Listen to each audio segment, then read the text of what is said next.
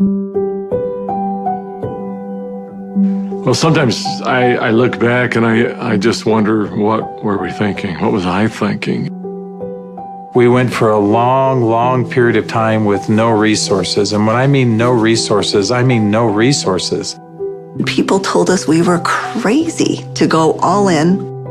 You know, is this really going to work? I think some of the most beautiful things can emerge through trial and through difficult times. I had been a physician for a long period of time, and I'd had a patient who came to see me, and they would ask me, Dr. Hill, what do you think about the essential oils? And I made the mistake one time of saying, I think that's one of the craziest things I've ever heard. She looked me right in the eye and she said, I am so disappointed to hear that, because that's done more for me than you or any of your colleagues or anyone has ever done for me. And it intrigued me. And over time, I became more intrigued. I became involved with essential oils. And now for the last several decades, this is all that I have focused on and all that I have done. I remember when I first came into the essential oil industry, I thought they were voodoo oils. I thought they were really, really strange.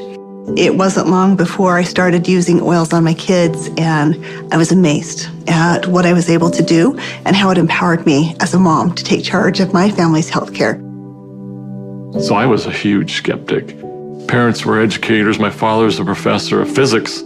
So I just wasn't raised with anything but allopathic Western medicine. I learned over the years how effective they were and can be, especially if they're pure. When you make a claim that your product is 100% pure and you don't know that it's 100% pure, that's an integrity problem. I sort of made this conscientious decision. You have to, as a human, recognize that you have an obligation to help and to serve other people. After working 10 years in the essential oil industry, I found myself leaving for integrity purposes, because I knew that essential oils had to be pure. The desire of my heart was just to go home and raise my children. I've tried all the essential oils out there. There's nothing that meets the quality standards our family needs to use for our health care. And it was in that moment that I knew, stop thinking with your head and start thinking with your heart. It all came together, and I had such a grand vision of going out and finding the world's most pure, most potent essential oils and educating mothers like me how to take charge of their health care. So it was in that moment before fear took over that I picked up the phone and I called Dave. And Emily Wright called me at the time and just said, what if we could go out and source the most pure essential oils on the planet and bring them to the world in a mainstream fashion? And he got really emotional. And Dave doesn't get emotional. And actually it was that right then and there. That was the genesis for me. And I just kind of felt strongly like, yeah, we're going to start a company. So I hung up the phone with Dave. I picked up the phone and I called Dr. Hill. And as I called him, I still remember he kind of giggled. And I said, Doc, this isn't funny. I'm serious about this. What if we could go out and find these pure oils like we've always wanted to do? And what if we could educate people to really understand the power behind these oils? And he said, no, Emily, I'm not laughing because I think your idea is crazy. I'm laughing because I was just getting ready to call you and ask you the very same question. It started with an initial little small meeting in an Italian restaurant in the far corner, and we met for 5.5 hours until they finally kicked us out of the restaurant because we weren't buying food anymore. And we just started to dream. We would meet anywhere we could find some space to meet. And it was in some strange places. Of course, the basement of the Normal Library was one. We got too rambunctious and they finally kicked us out of the library. Sometimes it was in the basement of our homes. I remember not telling my kids, that I was unemployed and starting a new thing, but the dad was working on a project in the basement. As I did the business plan, I started to realize that This was going to be big. I just knew that with such a good team and product that had changed our lives, we felt like this was going to be significant. So as we began in the spring of 2008, that's when we had a massive falling out with the housing market in the United States. And there was a lot of panic and a lot of fear.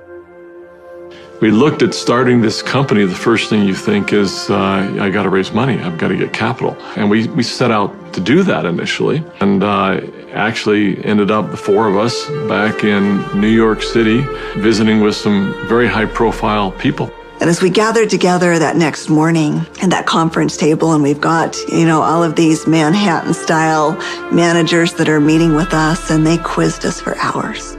Finally, at the end of the day, they looked at us and they said, "We believe that your business model is going to work. We believe that you will be successful, and we want to fund your venture.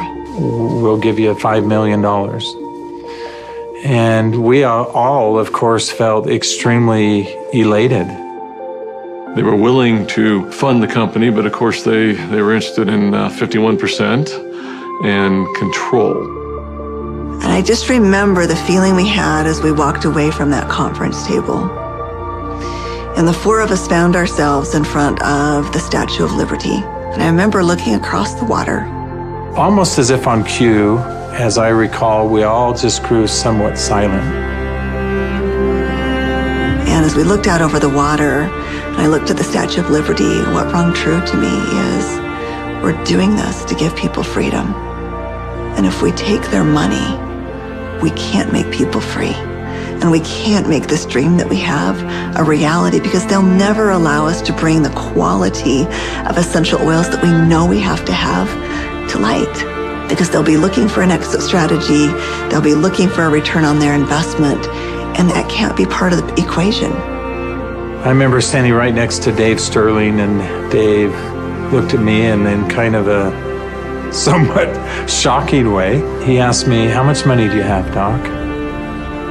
And I said, I don't know. And he said, "How much can you pull together?" And I said, "I don't know." And he asked each one of us in succession, and before we left the park that afternoon, we had made the decision that we were unable to take any resources from anybody, and instead, we would all leverage everything we have.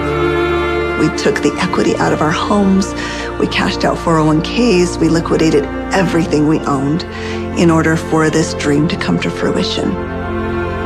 And so as I expressed this to my wife, I remember very clearly, she just looked at me and said, "Well, I trust you. You'll take care of us, and we'll be fine." And we had family members even come to us to say, "You're foolish. Your family is going to be homeless." So we went all in, everything. We didn't hold anything back. We thought it would be for just a couple of months that we went without any income, but it was 13 months. Those final months, we're eating almonds and yogurt and telling our kids they can't go to dance practice and they can't play sports because we don't have enough money. But having that belief that it was all going to be worth it. And I remember a day that we had $5,000 left in our account. $5,000 because we just put together this big oil order. And we didn't know how we were going to make payroll. We didn't know how we were going to make commissions. And just to see how doors open every single time, as long as we continued to step forward, the doors open. People ask me sometimes, how are you guys able to do what you did? And, but everybody rolled their sleeves up and we did every job. We did this job, this job, this job. I was supposed to go out and find these precious oils. So I started calling people, and every single person would say, "Of course, our oils are 100% pure." And that's when I realized almost all essential oils that are sold out there are sold through brokers. These brokers were very smart people, often having very sophisticated labs. And the oils were almost always changed. Most were not pure. Most were synthetically created I had probably 100+ different samples that had been sent to my home. And every time we would meet, Dave, Dr. Hill would say, Emily, have you found the oils yet? I'd have to say, not yet. Like, are we going down the right path? Is this really what we're supposed to do? And I remember one beautiful day, I opened up my doorstep and 5 oils showed up all in the same day. It was frankincense, lavender, tea tree, lemon, and peppermint. As I smelled these bottles, I called up Dave and I called up Dr. Hill and I said, I found the oils. I brought my camera because that was going to be a moment that I wanted to capture. And we pulled the lid off and smelled it. We were confident that these were the purest oils on the planet. I remember that first discussion we had.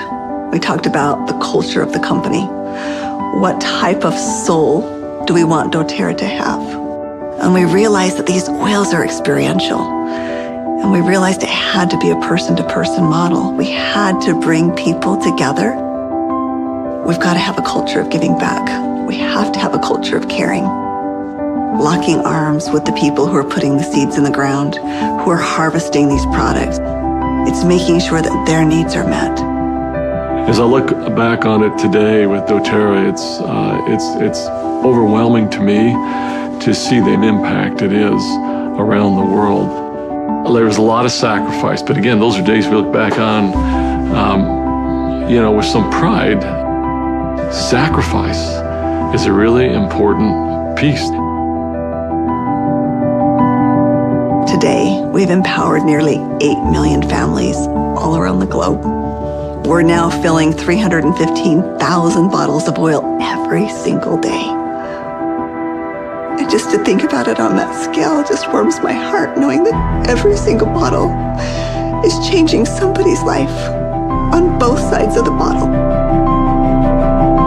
I believe every single person in this world needs essential oils. Essential oils are the great equalizer.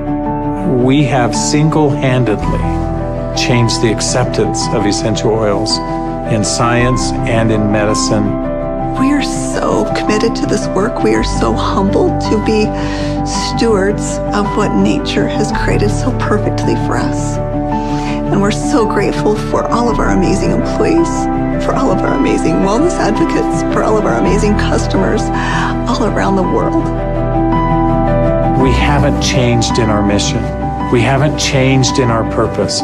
We're still true to those things that very early on were important. If doing the right thing was important then, doing the right thing is important now. If helping and giving service to other people was important then, it's important now. If sourcing oils differently and doing what had not been done before was important then, it's important now. We feel like, as crazy as it sounds, we're still just beginning.